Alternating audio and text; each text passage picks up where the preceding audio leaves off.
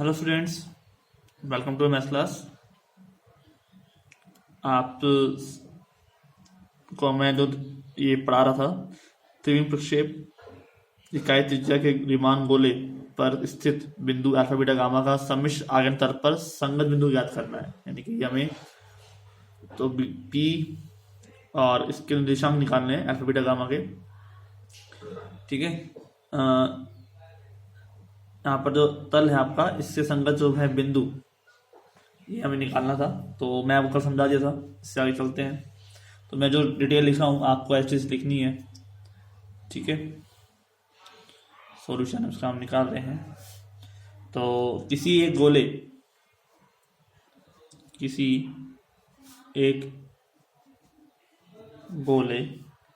के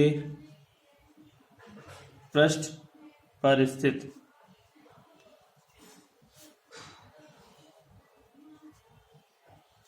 बिंदुओं एवं एक तल पर स्थित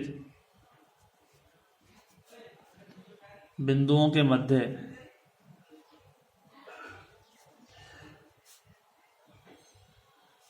ठीक है, एक तल और बिंदुओं के मध्य एक ही संगतता क्या करनी है हमें, एक ही संगतता साबित करनी है कि वन पॉइंट, एक पॉइंट इस गोले पर, एक पॉइंट तल पर। ठीक है, इस तरह से एक ही संगतता स्थापित करनी है।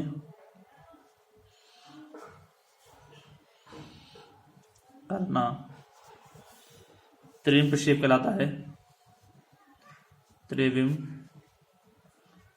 प्रक्षेप कहलाता है। ठीक है, और ये जो गणितज्ञ है रीमान, उसको सम्मान देने के लिए हमने इसको रीमान गोला कहते हैं। ठीक है, इस गोले को रीमान गोला कहते हैं। ठीक है, रीमान गोला कहते हैं। एक गोला जिसकी त्रिज्या, गोला के बारे में हम बात कर रहे हैं, एक ऐसा गोला जिसकी त्रिज्या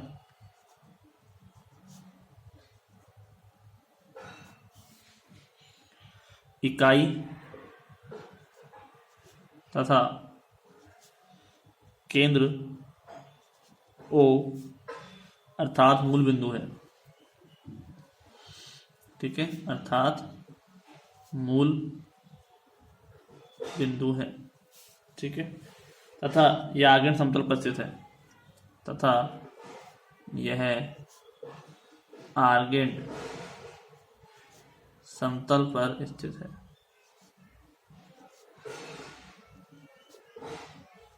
ठीक है, सम्मिश्र संख्या Z को सम्मिश्र संख्या Z को समतल पाई में, पाई आकर समतल एक ही बात होती है, पाई में बिंदु P x plus iota y equal to x y से निरूपित करते हैं।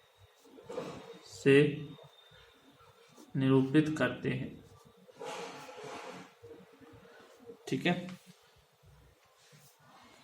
गोले के बिंदुओं को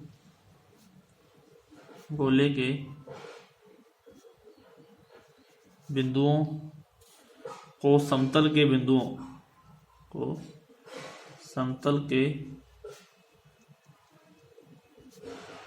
बिंदुओं से संबंध करने के लिए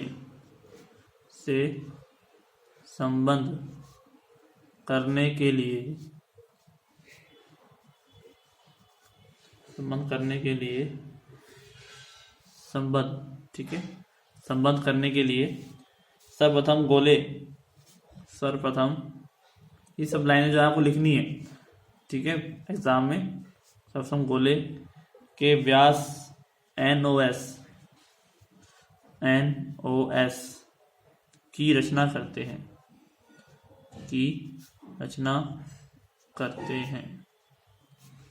ठीक है, जो समतल पाई के लंबवत है, समतल पाई के लंबवत है। ठीक है, बिंदु एन को उत्तरी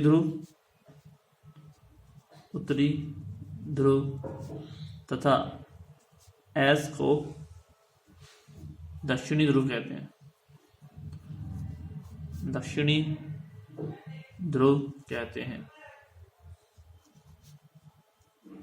ठीक है, सर्वप्रथम गोले के व्यास एन ऐसे करते हैं और जो समतल पाई के लंबवत है बिंदु एन को उत्तरी ध्रुव तथा एस को क्या कहते हैं, दक्षिणी ध्रुव कहते हैं। ठीक है, अब हम एक रेखाखंड की रचना करते हैं, रेखाखंड की रचना करते हैं। ठीक है, जो एन वह समतल पर बिंदु पी को मिलाता है, बिंदु पी को मिलाता है। ठीक है, तथा यह रेखाखंड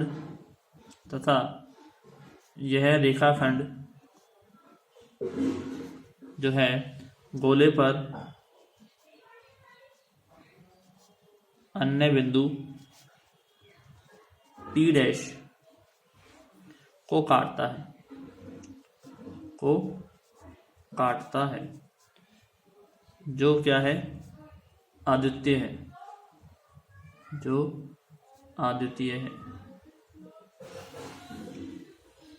ठीक है, अब हम क्या कर रहे हैं, देखिए अब ये हमने लाइन में जो है लिख दी, आपको ये लाइन में लिखनी है।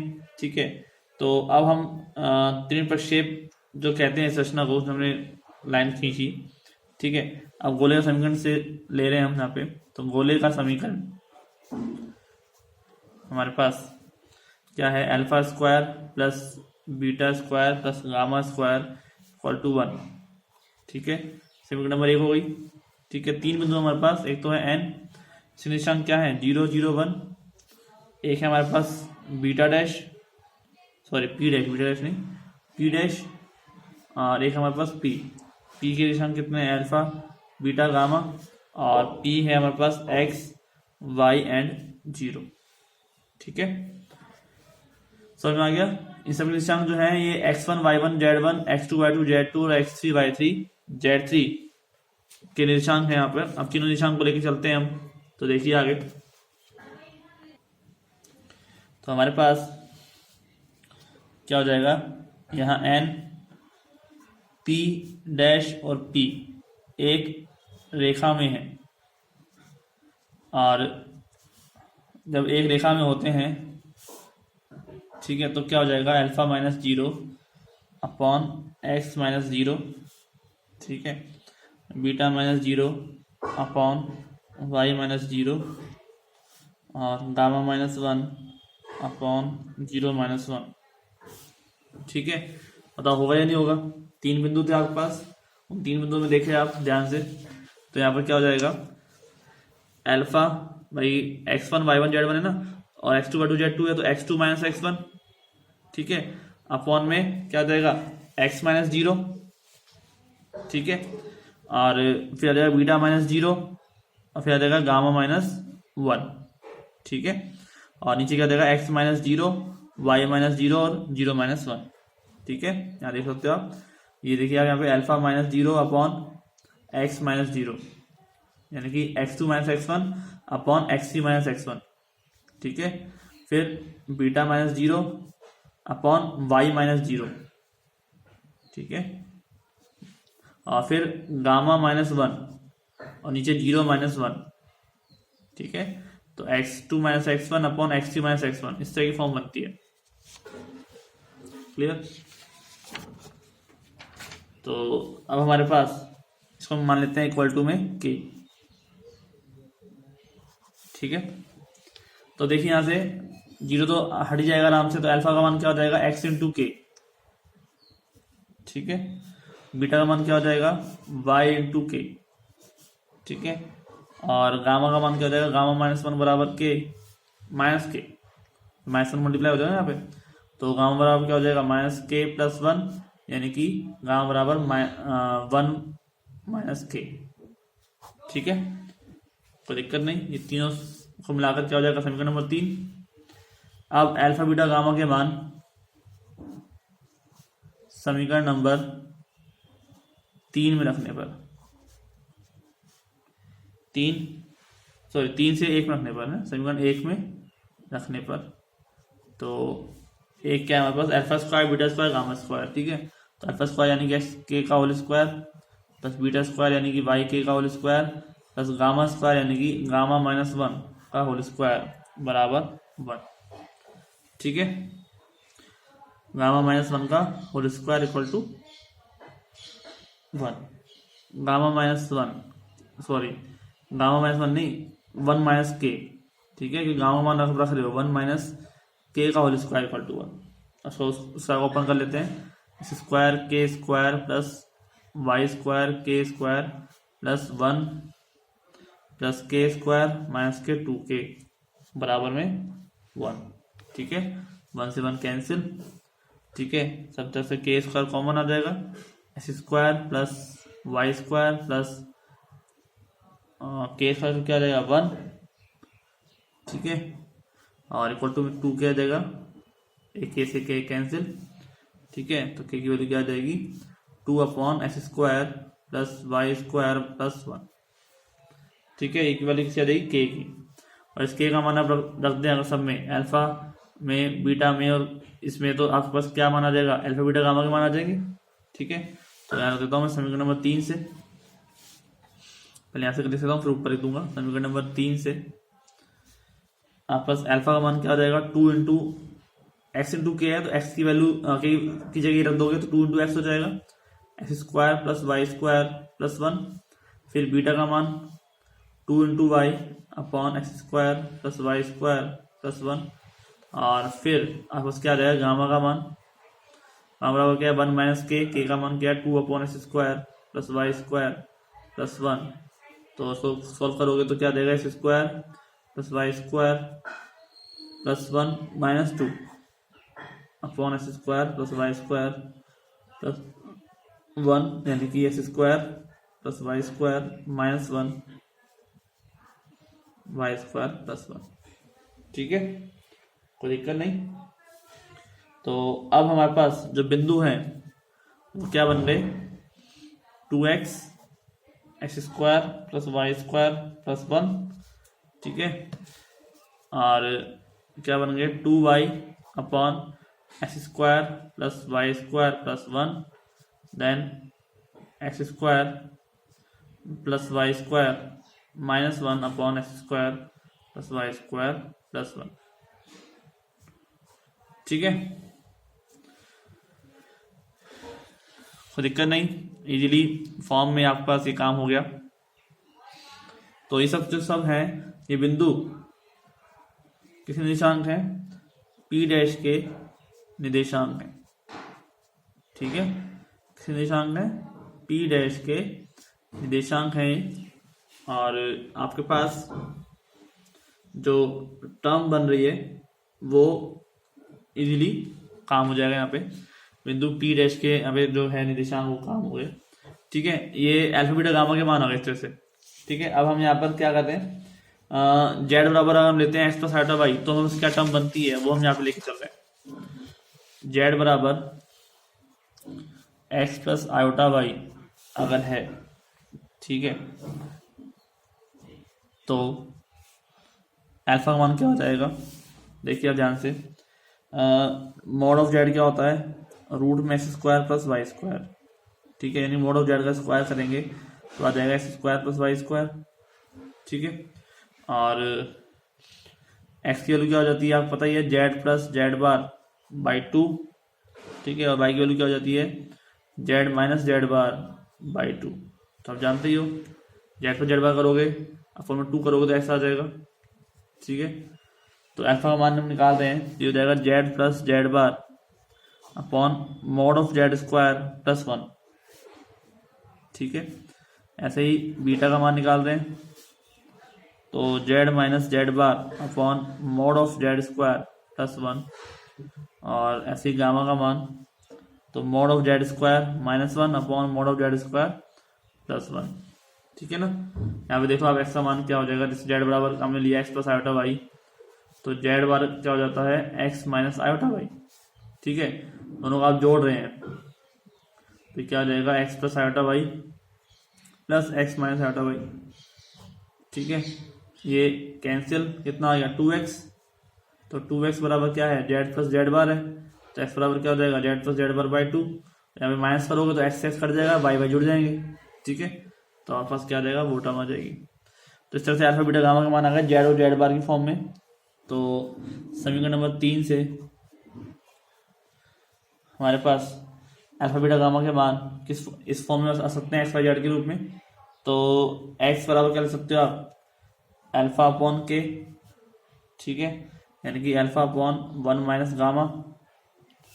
फिर y बराबर क्या लिख सकते हो आप बीटा अपॉन के, फिर वापस से k का मान क्या लिख सकते हो आप 1 माइनस गामा, क्योंकि गामा का मान क्या है 1 माइनस के है ना, तो k का मान क्या हो जाएगा 1 माइनस गामा हो सकता है, तो k इधर आ गया गामा इधर आ गया।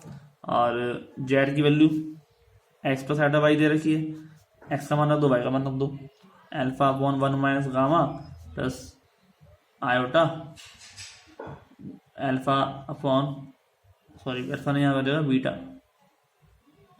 यहाँ गलती कर दी, बीटा आ जाएगा बीटा अपॉन 1 माइनस गामा। ठीक है, यानी कि alpha plus iota beta upon 1 minus gamma, यानी किसकी हो गई जेड। ठीक है, कोई दिक्कत नहीं। तो ये समीकरण हो गया पास नंबर 6। ठीक है, और जो निर्देशांक हमने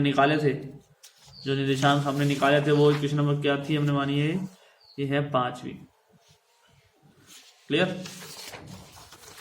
तो समझ में आ गया। तो समीकरण 5 और 6 मिलकर यहाँ से देखो आप एक्स वाई जेड के मान निकल गए, वहां पे किसके मान निकल गए अल्फा बीटा गामा के मान निकल गए, आप आराम से देख सकते हो। ठीक है, आराम से आप हर स्टेप देखिए कैसे कैसे निकाला है हमने। तो यहाँ पर जो समीकरण 5 और 6 है, समीकरण नंबर 5 व 6 सम्मिश्र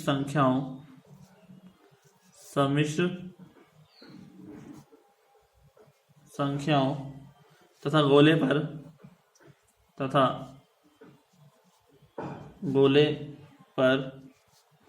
बिंदुओं के मध्य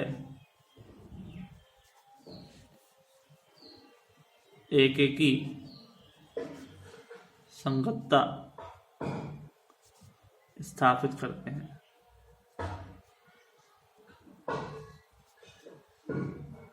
ठीक है, समीकरण 5 व 6 समी संख्याओं तथा गोले पर बिंदुओं के मध्य एकेकी संगतता स्थापित करते हैं। क्लियर, कोई दिक्कत नहीं।